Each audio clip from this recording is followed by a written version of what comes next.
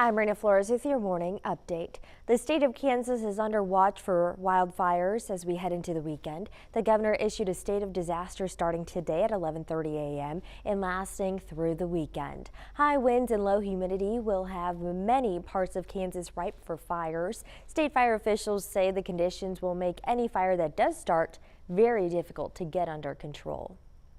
Satanists are set to hold a black mass on the State House steps later this month to protest Christian nationalism. Initially planned inside the State House, Governor Laura Kelly moved the event outside. 13 News spoke to Mike Stewart, president of the Satanic Grotto. He says he'll continue with plans to hold with the ritual inside despite the potential of being arrested. A counter protest is set for the same day as Black Mass on March 28th. That's a look at your 13 News This Morning headlines. You can head to our website, WIBW.com, for more stories and information. But for right now, I'll check the weather with Doug Myers.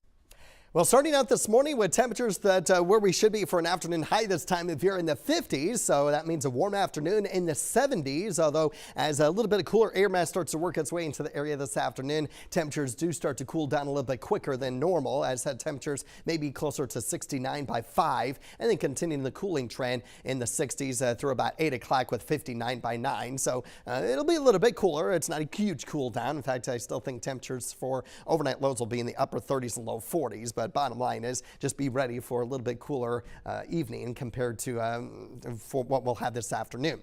It'll be a very windy day. Wind gusts near 60 miles per hour in the darker brown. That's the high wind warning. In the tan or lighter brown, gusts up to 50 miles per hour with a wind advisory in effect. And then a little bit less wind, 40 to 45 miles per hour in north central Kansas. Meanwhile, we'll have increasing clouds for today with a slight chance that pop-up showers and thunderstorms could develop any time for this afternoon. I think the higher potential for storms will be north of I-70, and right now it looks to be around 3 to 5 o'clock, at least according to this computer model. But you'll notice how the storms really start to increase in Nebraska, in southern Nebraska, and western Missouri compared to here in the WIBW viewing area. So it's very possible we don't get anything at all as far as rain is concerned. Now, even if we do get rain, we're talking less than a tenth of an inch, so that won't help the fire situation at all for today.